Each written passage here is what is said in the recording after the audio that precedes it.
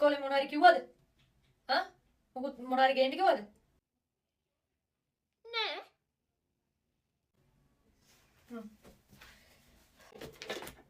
මනේෂා ඉස්කෝලේ මොනවාරි ගේන්න කිව්වද?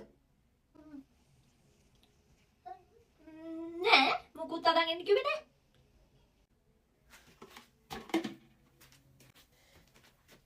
මනේෂා ඉස්කෝලේ මොනවාරි ගේන්න කිව්වද? නෑ. මුකුත් කිව්වේ නෑ.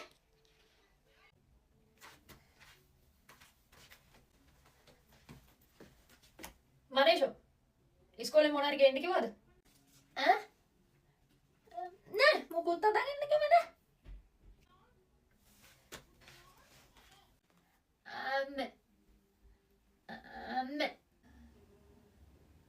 අම්මේ. ඇයි මොකද? එද ඉස්කෝලේ යනකොට මැටි වලින් හරකෙක් හදන් එන්න කිව්වනේ අම්මේ. මොකද ඔබ කියන්නේ? උඹට මම ජීවිතේ මට වගේ වෙන කාටවත් මන කෙරෝ ආදරේ. හලෝ හයි සාවද හලෝ තාම නැද්ද? මම බය වෙලා හිටියේ. ඔව් අම්මත් එක්ක හොස්පිටල් ගියානේ හලෝ කන්නාඩි දෙකක් ගන්න. බෙහෙත් කන්නාඩි දෙකක්. ඇස් පෙන්නලා ගත්තේ. නෑ අල්ලන්න බෑ මේක මට විතරයි හලෝ. එහෙම වෙන අයට දාන්න බෑ.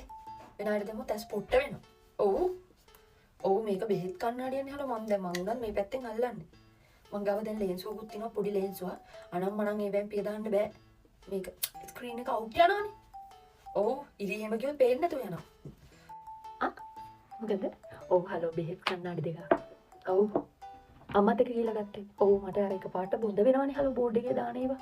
එතකොට මට පේන්නේ නැතුව යනවා. අඳුරු ගතියක් එන හින්දා මේ කන්නාඩි දෙක ගත්තේ. මේ පාටද නෑ අපේ අම්මා සිලෙක්ට් කරේ මේකට. ඔව්. අනි බෑ දෙන්න බෑ හලෝ.